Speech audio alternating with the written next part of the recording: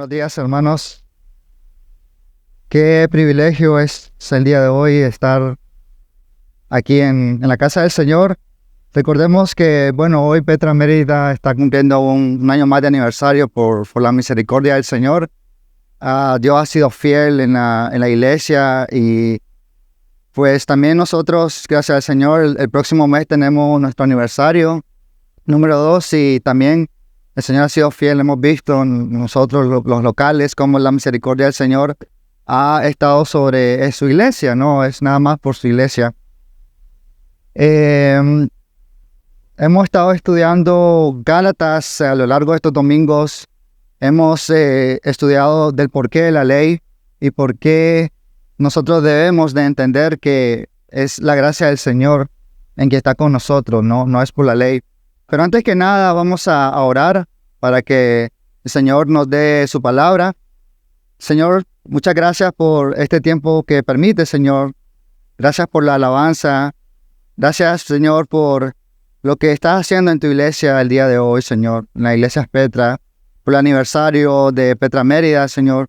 Muchas gracias porque has sido fiel, Señor, con todos nosotros.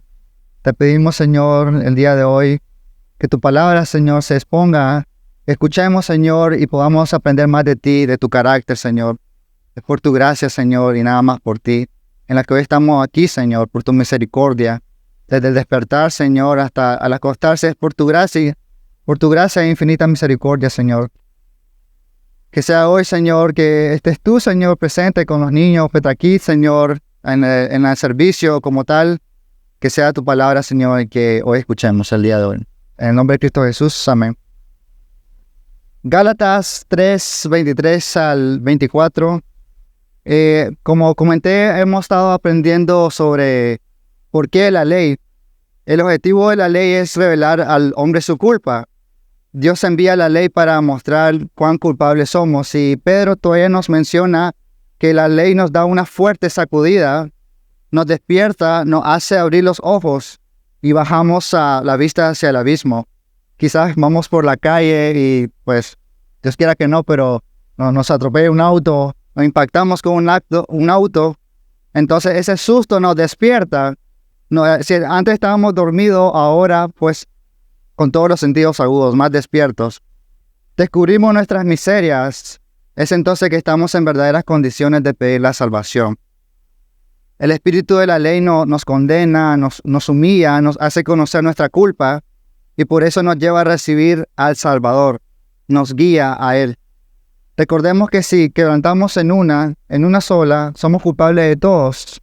Y tan solo una infracción de esta ley es suficiente para condenarnos eternamente. Hermanos, la única razón por la que el hombre se cree justo es porque no conoce la ley. Y no conociéndola se cree que nunca la ha quebrantado. La ley no puede hacer nada por nosotros, sino condenarnos, nada más que condenarnos. Y lo máximo que puede lograr es sacarnos de nuestra jactanciosa justicia y conducirnos al Salvador, conducirnos a Cristo. La ley no puede hacer nada por ti ni por mí, absolutamente nada más. No puede perdonarnos. Su obra solo se trata de hacernos sentir que no somos nada. No puede despojarte, puede triturarte, puede matarte, pero jamás resucitarte, ni vestirte ni lavarte, porque nunca fue propuesta para eso. Aunque hayamos quebrantado la ley, Él la guardó, Jesús la guardó. Tomemos su justicia como nuestra, entreguémosles a Él despojado, desnudo, y cubrámonos de sus vestiduras. Vayamos a Él manchado y sucio y lavémonos en la fuente abierta, y entonces sabremos del porqué de la ley. Ante todo esto, vamos a leer Gálatas 23 a 24, si nos pueden acompañar.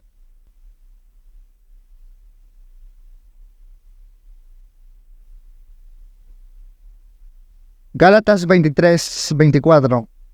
Pero antes que viniese la fe, estábamos confinados bajo la ley, encerrados para aquella fe que iba a ser revelada.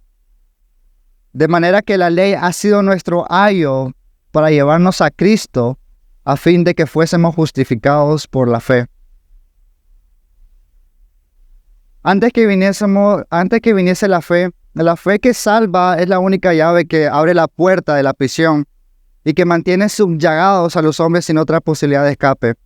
Y la fe en Cristo nos libera de la necesidad de estar constantemente supervisados por la ley. Y la fe en Cristo nos lleva a vivir conforme a los principios de Dios, a los principios del Señor. Cuando hablamos confinados bajo la ley, imaginémonos a un carcelero. Este carcelero, alguien que vigila muy cerca el cuarto donde están los pecadores, condenados a la espera a recibir su pena de muerte, bajo el juicio de Dios. En Romanos 6:23 nos dice que la paga al pecado es la muerte. En Éxodo Dios nos mandó los 10 mandamientos, los mandamientos como tal. La fe fue dada por Dios, la ley fue dada por Dios. Y la ley te dice que a menos que obedezcas perfectamente, no puedes ser salvo por tus hechos, ni por tus obras. Pablo continúa mostrándonos el porqué de la ley. La ley no es contraria a las promesas de Dios, más bien la usó para cumplir el propósito, pero por sí mismo no nos da vida. La ley no hace nada por nosotros. De manera que la ley ha sido nuestro ayo. El versículo 24, el ayo significa tutor. En mi Biblia Reina Valera tengo la palabra ayo, pero en otra versión de la Biblia significa tutor. Y esto era cuando un tutor era cuidar de un niño hasta que llegara a la edad adulta. Acompañaba a todas partes y vigilaba su conducta. Imaginémonos a un tutor o un guardián que cuida a tu niño, a su hijo. Yo no tengo hijos. Pero este tutor establece reglas y guías sin límites para proteger y educar al niño. El objetivo final es cuando el niño crezca, vaya creciendo poco a poco y madure, alcanzando una etapa en la que ya no necesite supervisión. De tal forma, la ley nos mostró que el camino nos protegió del pecado y nos enseñó lo que es agradable a Dios. ¿Han visto la película Matilda? Es una película allá por el año 96, aún no había nacido yo, pero una película vista por muchos niños. Es una temática infantil. Hay un personaje ahí que se llama, la directora se llama Tronchatoro, pero el papel de la directora en ese centro de estudio es que era muy, pero muy estricta y no permitía nada a los estudiantes. De tan estricta no permitía la desobediencia de sus estudiantes en ese colegio. Entonces mantenía una fuerte disciplina. Entonces, hermanos, la ley ha sido nuestro tutor que nos ha conducido a Cristo. La ley estuvo en su momento para guiar, pero en Cristo Jesús la pierde su valor como tal. Pensemos en un espejo. Su función es mostrarnos nuestra imagen, reflejando lo bueno o lo malo, o una imperfección. Nos muestra cuánto estamos presentables, pero también cuando tenemos algo en la cara que necesitamos limpiar, imaginemos. De manera similar, la ley revela nuestra condición, mostrándonos nuestras imperfecciones y pecados. No obstante, el espejo en sí no puede limpiarnos, solo puede señalar la necesidad de limpieza. Así la ley nos señala nuestra necesidad de salvación, pero no tiene el poder para salvarnos. La ley fue una medida temporal, y esto es porque actuó como un profesor estricto, sí, que mantuvo alineado a Israel hasta la venida del descendiente de Abraham, el Mesías. El hombre no es justificado por la ley, somos justificados por la fe. Amén. En Romanos 7:4, si me pueden acompañar, por favor. Romanos 7:4.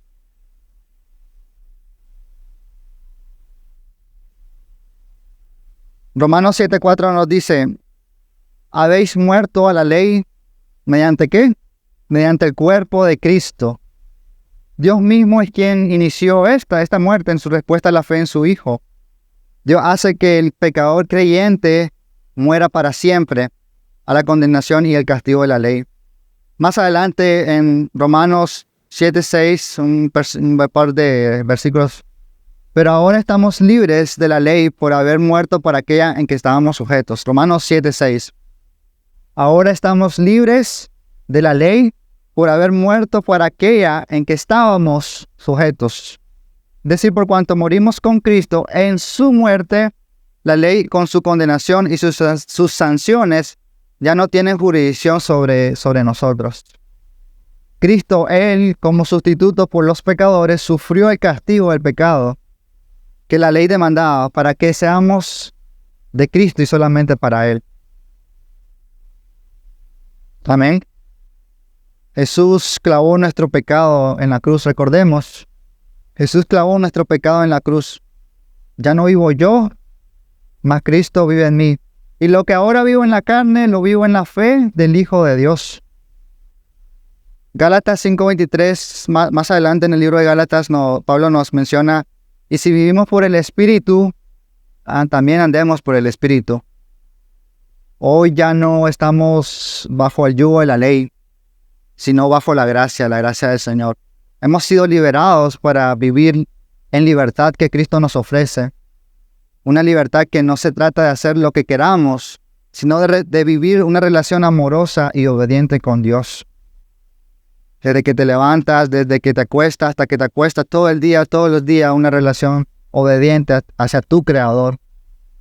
Esto pues, hermano, la ley nos sirvió de guía, pero ahora estamos llamados a vivir por fe en Cristo Jesús. La ley nos mostró nuestro pecado y nuestra necesidad de un Salvador. Y esa necesidad fue plenamente satisfecha en Cristo, en la cruz. Vivamos pues no como prisioneros de la ley, sino como hijos liberados por la fe, reflejando en nuestras vidas el amor y la gracia que hemos recibido. Podríamos decir que la ley menciona no robarás, ¿no? Pero cuando vivimos por fe entendemos el respeto a la propiedad ajena y la honestidad, no solo el mandamiento, sino reflejados el carácter de Dios en nosotros. Cuando menciona ama a tu hermano, no es solo porque lo escuché o porque la ley me dice debo de amar a mi hermano, sino porque Cristo Jesús nos amó primero. Debemos amar a nuestro hermano. Nosotros estamos llamados para glorificar a Cristo y ser más como Cristo. Amar a tu hermano no debe ser una tarea, sino debe ser un gozo en el nombre del Señor. Nuestra ética se transforma y actuamos con integridad, no solo para evitar un castigo, sino porque deseamos vivir como Jesús vivió. La justificación, pues, sin la santificación, no sería salvación de ningún modo. Hermanos, vivamos de forma agradable para el Señor. Que tu vida sea para honrar al Señor, a tu Creador. Ve y sé obediente a tu Padre, y no porque lo merecemos, no merecemos nada, merecemos el infierno mismo, merecemos el fango, merecemos la ira del Señor. Pero recordemos que el Señor tan misericordioso y amoroso con nosotros nos da vida en su gloria. Que estos versículos nos recuerden siempre la importancia de la ley y la gracia. La ley nos muestra una necesidad y la gracia nos proporciona la solución en Jesucristo. Hermanos, vivamos entonces no en una obediencia temerosa de la ley, sino en una obediencia amorosa en Cristo Jesús, quien nos ha redimido y nos ha hecho libre. Esto pues guiado por el Espíritu y la fe del Hijo de Dios, del Señor. Amén. Quizá ha sido en todo este tiempo, Pablo menciona sobre la ley en lo que debemos de hacer y lo que no debemos de hacer, pero no es un yugo que nos ata, sino que estamos libres para el Señor. Oramos para que cada uno de nosotros miremos la misericordia del Señor y que encontremos en Cristo Jesús, en sus caminos, que todos nosotros podamos ser satisfechos, podamos tener la gracia del Señor cada día en nuestras vidas, desde nuestra familia, de nuestro esposas, de nuestra iglesia con tu hermano, en todo tiempo, en el trabajo. Reflejemos a Cristo como Él nos manda, reflejemos su carácter. El Señor está con nosotros, hermanos, y el Espíritu y la fe del Hijo de Dios está con nosotros. Pues gracias al Señor por su palabra, pues vamos a orar. Señor, gracias por este tiempo. Gracias porque hoy no vivimos por por el ayo, no vivimos, Señor, por los mandamientos, no vivimos, Señor, por la ley.